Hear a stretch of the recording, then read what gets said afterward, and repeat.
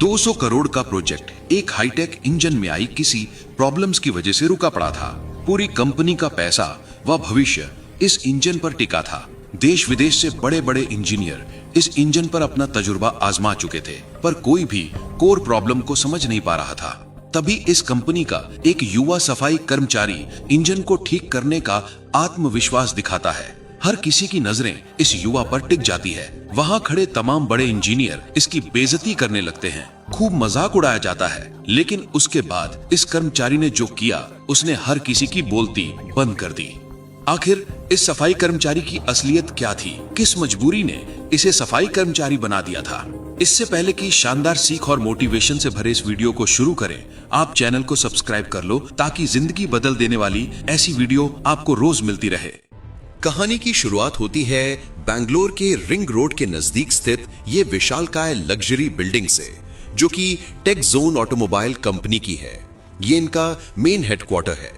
न सिर्फ इस बिल्डिंग की भव्यता बल्कि इस कंपनी की टेक्नोलॉजी एंड सर्विसेज के चर्चों के चलते ये कंपनी आकर्षण का केंद्र बनी रहती है।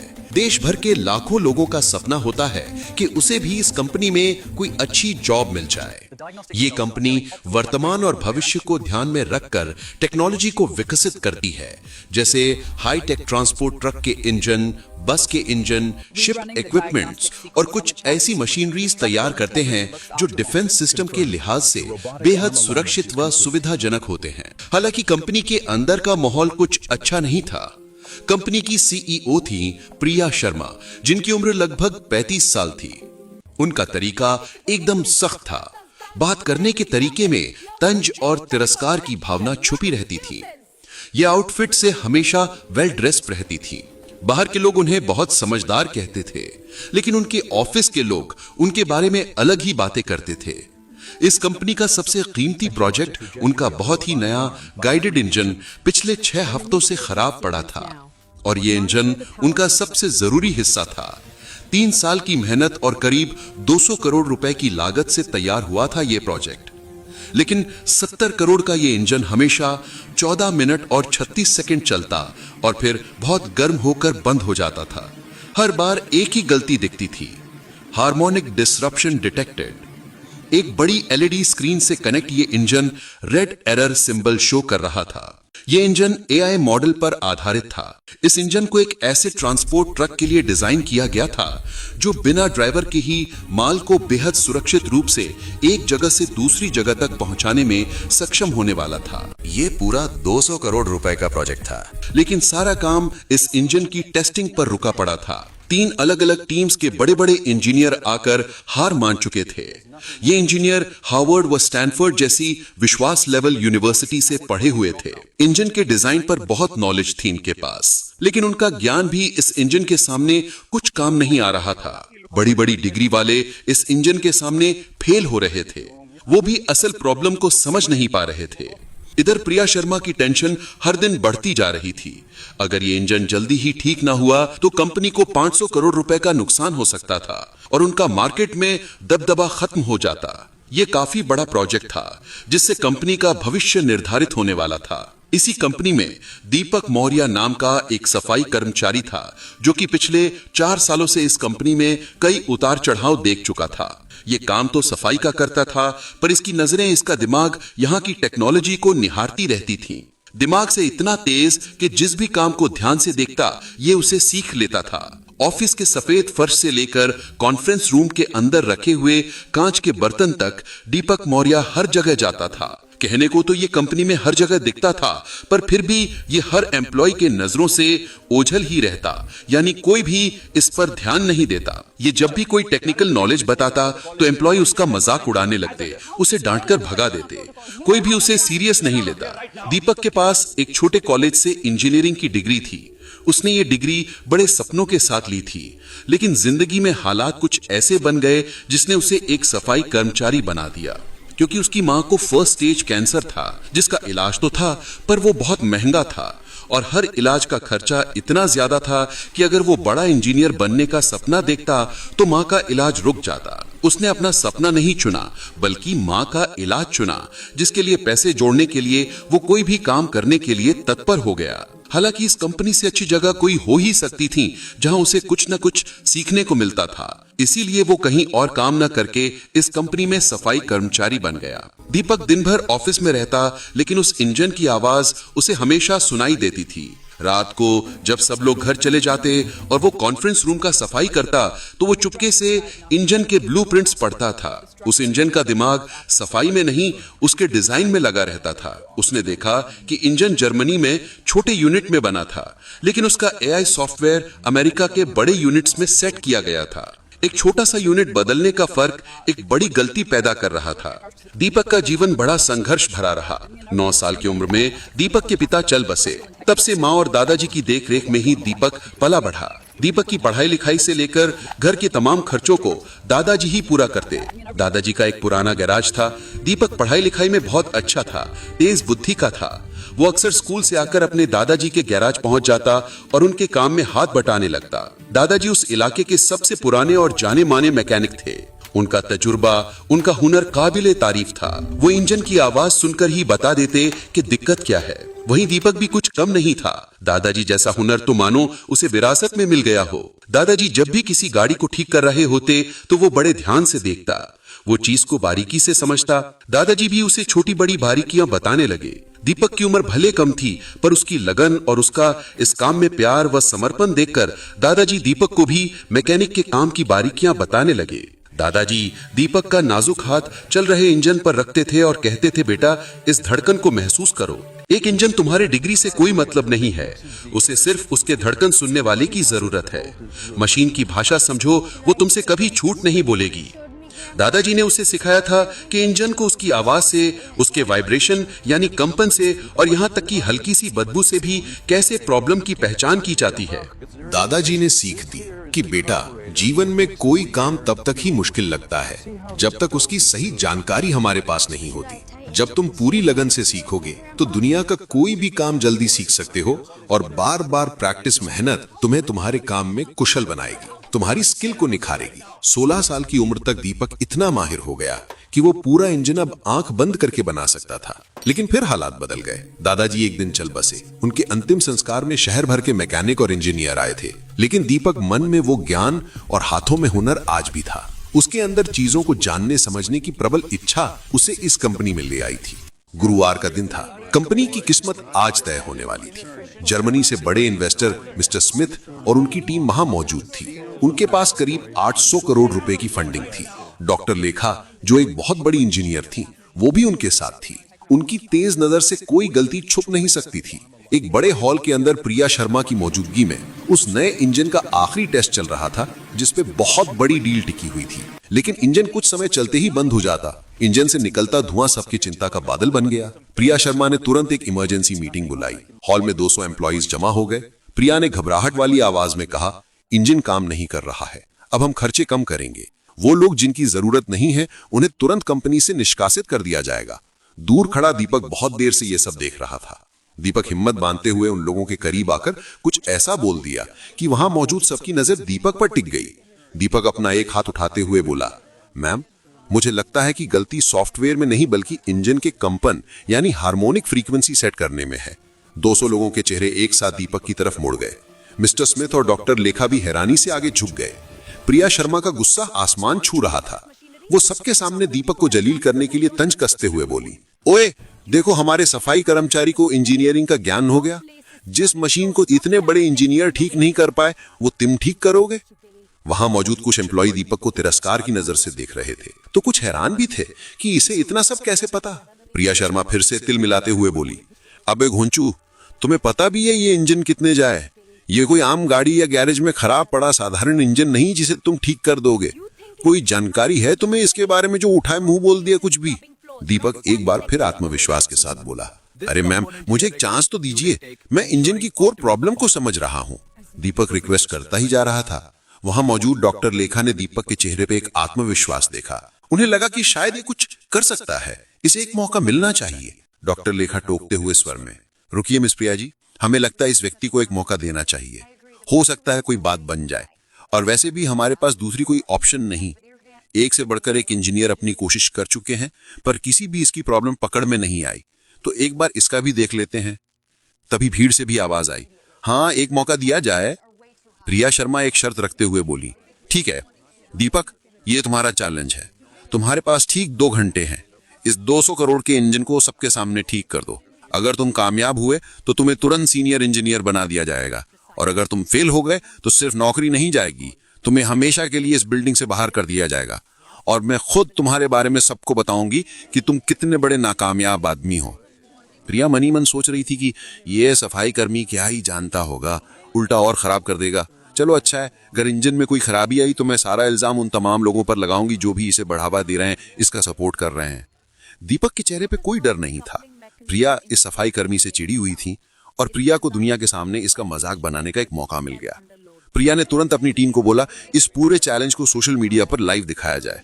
वो चाहती थी कि पूरी दुनिया देखे कि जब एक गरीब आदमी अपनी छोटी औकात से बड़ी चीज को छूने की कोशिश करता है तो क्या होता है। दीपक के दिमाग में सिर्फ दादाजी की आवाज गूंज रही थी। दीपक इंजन को शुरू करने को कहता है, इंजन शुरू किया जाता है। दीपक शांत खड़ा होकर बड़े ध्यान से इंजन की आवाज को सुन रहा था। हर किसी की नजरें जिज्ञासा पूर्वक दीपक को निहार रही थी कि आखिर ये क्या करेगा। डॉक्टर लेखा दीपक के पास आई। उन्होंने धीरे से पूछा, जवान आदमी, क्या तुम सच में ये करना चाहते हो? तुम्हारा पूरा फ्यूचर दांव पर है। दीपक ने उन्हें देखकर जवाब दिया, मैम, मैं अपनी पूरी जिंदगी इंजन की आवाज को सुनता और महसूस करता आया हूं। ये इंजन हमें बता रहा है कि इसको क्या मुश्किल है, हम ही सही से सुन नहीं पा रहे हैं। डॉक्टर लेखा ने सर हिलाया। उनके चेहरे पर अब एक शांति थी। ऐसा लगा कि शायद बात बन सकती है। ये वो कर सकता है जो कोई नहीं कर पाया। दीपक इंजन की तरफ बढ़ा। उसने अपने हाथ उसके लोहे की बॉडी पर रखे। उसने आंखें बंद कर लीं। पहले 30 सेकंड सबको लगा कि वो नाटक कर रहा है। कुछ इंजीनियर्स हंस भी रहे थे, लेकिन डॉक्टर लेखा ने देखा कि दीपक के चेहरे के रंग बदल रहे हैं। वो इंजन की धड़कन सुन रहा था। ये खुद से ही लड़ रहा है। तभी दीपक गंभीर स्वर में बोला, एआई सिस्टम ठीक है, लेकिन वो ऐसी मैकेनिकल प्रॉब्लम्स को ठीक करने की कोशिश कर रहा है जो है ही नहीं। उसने मिस्टर स्मिथ की ओर देखते हुए जिज्ञासा भरे स्वर में पूछा, सर, ये इंजन जर्मनी में छोटे यूनिट्स पर बना था क्या? मिस्टर शुमिट ने चुपचाप सर हिलाया और धीमे स्वर में कहा, हाँ, लेकिन एआई को अमेरिका में सेट किया गया है। इस पर दीपक तुरंत बोला, वही तो पहला प्रॉब्लम है। जर्मनी और अमेरिका के यूनिट्स में बहुत छोटा फर्क है। एआई सॉफ्टवेयर एक अलग धड़कन की उम्मीद कर रहा है, लेकिन इंजन के पार्ट्स उसकी बात नहीं मान पा रहे हैं। यह ऐसा है जैसे एक गाना हो जहां हर स्वर थोड़ा सा अलग धुन पर निकल रहा हो। इंजन पुनः बंद हो गया। दीपक ने बोला, इंजन को दोबारा शुरू करो और इस बार स्पीड को धीरे धीरे बढ़ाना। इंजन की हर बढ़ती स्पीड और आवाज से दीपक मौर्य प्रॉब्लम को और बारीकी से समझ चुके थे। दीपक ऊंचे स्वर में बोला, 2800 आरपीएम पर सुनिए, वहां कंपन में गलती है। इंजन के पार्ट्स ठीक हैं, लेकिन एआई सेंसर्स गलत कंपन रीड कर रहे हैं। आपके इंजीनियर्स कंप्यूटर की गलती ढूंढ रहे थे, जबकि प्रॉब्लम इंजन की धुन की है। इतना कहते हुए दीपक टेबल की ओर बढ़ा जिस पर इंजन डिजाइन के हर पार्ट्स को कैसे सेट किया गया है, इनसे संबंधित पेपर्स पड़े हुए थे। दीपक पहले भी इन पेपर्स को देख चुका था, पर अब वो प्रॉब्लम को समझने और समझाने के नजरिए से उन पेपर्स का गौर से निरीक्षण करने लगा। दीपक को फॉल्ट समझ आ चुका था। दीपक पूरे आत्मविश्वास से उन पेपर्स को उठाकर आगे बढ़ा और कहा, जर्मनी में छोटे हिस्सों की बनावट बहुत ही परफेक्ट थी, लेकिन अमेरिका का एआई सिस्टम थोड़ी ढीली बनावट की उम्मीद कर रहा था। यहाँ छोटी सी गड़बड़ थी जिससे पूरा इंजन बंद हो रहा था। विशाल रस्तोगी, जो बड़ा इंजीनियर था, उसने भी जब क्रॉस चेकिंग करते हुए ये सब देखा तो उसने भी इस बात को समझा कि हाँ, चीजें तो ऐसी ही हैं। उसका चेहरा हैरानी से भर गया। उसने धीरे से माना कि दीपक सही कह रहा है। मिस्टर स्मिथ ने भी कुछ देर जांच करने के बाद सर हिलाया। ये सफाई कर्मचारी नहीं था, ये एक बहुत अच्छा इंजीनियर था। डॉक्टर लेखा ने जिज्ञासा भरे मन से दीपक से पूछा, चलिए माना कि इसकी कोर प्रॉब्लम आपने पकड़ ली, पर अब इसे ठीक कैसे करेंगे? दीपक ने हल्का मुस्कुराते हुए कहा, आप निश्चिंत रहें, इसके प्रॉब्लम का सलूशन भी है, और सबसे बड़ी बात, उसके लिए किसी महंगे सॉफ्टवेयर या बॉडी पार्ट्स को रीडिजाइन करने की आवश्यकता नहीं पड़ेगी। कोई महंगा खर्च नहीं है। दीपक की बातें सभी को अनसुलझी पहेली की तरह लग रही थी कि आखिर ये कहना क्या चाहता है। दीपक एक अलमारी के पास गया जो कई छोटे बड़े जरूरी टूल्स और मशीन बॉडी पार्ट से भरा पड़ा था। दीपक वहां से एक छोटी सी मेटल की डिस्क निकाल कर लाया जो हॉकी पक जितनी थी। ये सबको दिखाते हुए दीपक कहने लगा, ये एक हार्मोनिक डैम्पनर है। इंजन और एआई दोनों ठीक हैं। इन्हें सिर्फ एक दूसरे की भाषा समझाने वाले की जरूरत है। ये छोटी सी चीज कंपन के फर्क को जोड़ देगी। दोनों के बीच तालमेल व संतुलन बनाने के लिए इसका अहम रोल होगा। प्रिया शर्मा का घमंड पूरी तरह से टूट गया। वो बोल पड़ी, तुम कह रहे हो कि ये 3000 रुपए का मशीन पार्ट हमारा मिलियंस का प्रॉब्लम ठीक कर देगा? तुम्हारा दिमाग तो खराब नहीं हो गया? कुछ भी बोले जा रहे हो। दीपक ठंडे और शांत स्वर में बोला, सबसे अच्छे हल हमेशा सबसे आसान होते हैं मैम। इसके बाद दीपक इंजन के एक पार्ट्स बाहर निकालता और इस डैम्पनर को उसमें सेट करने लगता। वो इतनी बारीकी से इस कार्य को अंजाम दे रहा था कि हर कोई वहां उसकी कार्य कुशलता की तारीफ बांध रहा था। दीपक ने पूरी सफाई के साथ 12 मिनट में डैम्पनर इंजन में सेट कर दिया और पार्ट्स को इंजन में पुनः जोड़ दिया। उसके हाथ वही पुरानी दादाजी की सिखाई मेहनत बता रहे थे। इसके बाद दीपक कुछ सेकंड के लिए इंजन के सामने हाथ जोड़कर आंखें बंद कर मन ही मन प्रार्थना करता है, मानो वो दादाजी से आशीर्वाद मांग रहा हो। आंखें खोलते ही दीपक गंभीर व संधे हुए स्वर में बोला, इंजन टेस्ट के लिए रेडी है। घड़ी में 1 घंटा 47 मिनट ही हुए थे। उधर दीपक की ये तमाम हरकतें सोशल मीडिया पर लाइव दिखी जा रही थी। हर किसी की नजरें, फिर चाहे वो सोशल मीडिया पर या वहां मौजूद सभी एम्प्लॉय इंजीनियर, हर कोई जिज्ञासा भरी नजरों से उस पल को निहार रहा था कि क्या इंजन ठीक से चलेगा अब। डॉक्टर लेखा ने बोला, इंजन चालू करो। पूरे रूम में शांति थी। चाबी घूमी और जब इंजन चालू हुआ तो आवाज में फर्क साफ था। अब आवाज में एक गहरा और स्मूथ कंपन था। स्क्रीन पर हमेशा की तरह लाल और पीली लाइट्स नहीं, सिर्फ हरी लाइट्स थीं। इंजन का टेम्परेचर बिल्कुल सही था। डॉक्टर लेखा की आंखों में खुशी से चमक उठी। उन्होंने कहा, 40 साल में मैंने इतनी साफ रीडिंग कभी नहीं देखी थी। इंजन अब 97.3% अच्छे से चल रहा है। ये तो अद्भुत है, विश्वास नहीं होता। प्रिया के चेहरे का रंग उड़ गया, लेकिन वो फिर भी हार नहीं मानी। वो ऐंठते हुए कड़क शब्दों में बोली, ठीक है चल रहा है, लेकिन क्या ये ट्रक को चला सकता है? उसने नीचे खड़े बड़े ट्रक की तरफ इशारा किया। दीपक ने सिर्फ सर हिलाया और बोला, हाँ मैम। इंजन की पावर ट्रक के सिस्टम्स में चली गई।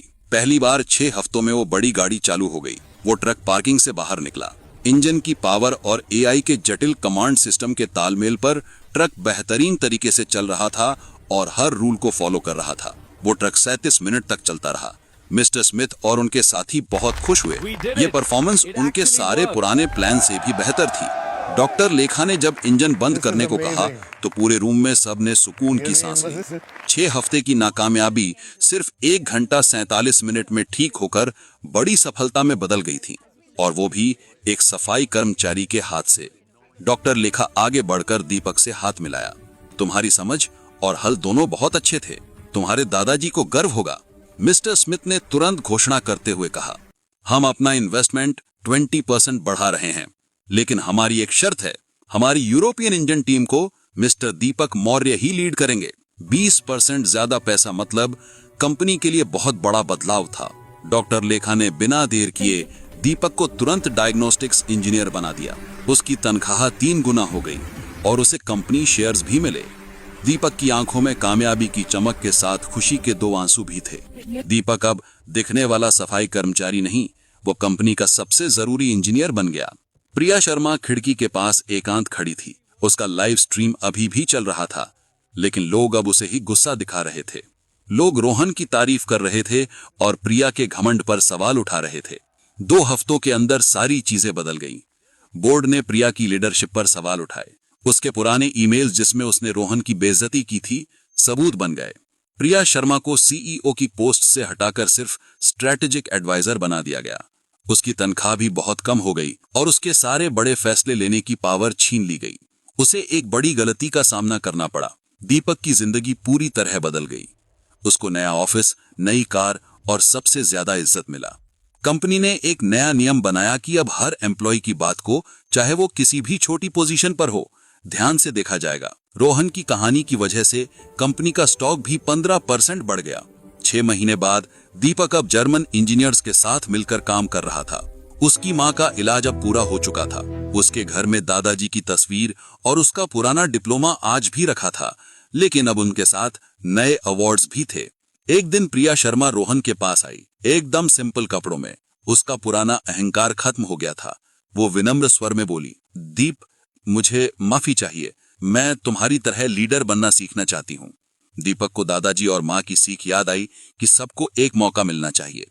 दीपक बोला, बहन, तुम्हें सिर्फ मशीन की धड़कन सुनना ही नहीं, लोगों की बात सुनना भी सीखना होगा। प्रिया मुस्कुरा उठी। तो दोस्तों, इस तरह हुनर, तजुर्बा और अच्छे संस्कार ने जिद और घमंड को हरा दिया। सच्चा ज्ञान बड़ी डिग्री में नहीं, दिल और दिमाग की समझ में होता है। अगर आपको ये कहानी पसंद आई तो प्लीज इस चैनल को लाइक, सब्सक्राइब करना मत भूलिएगा।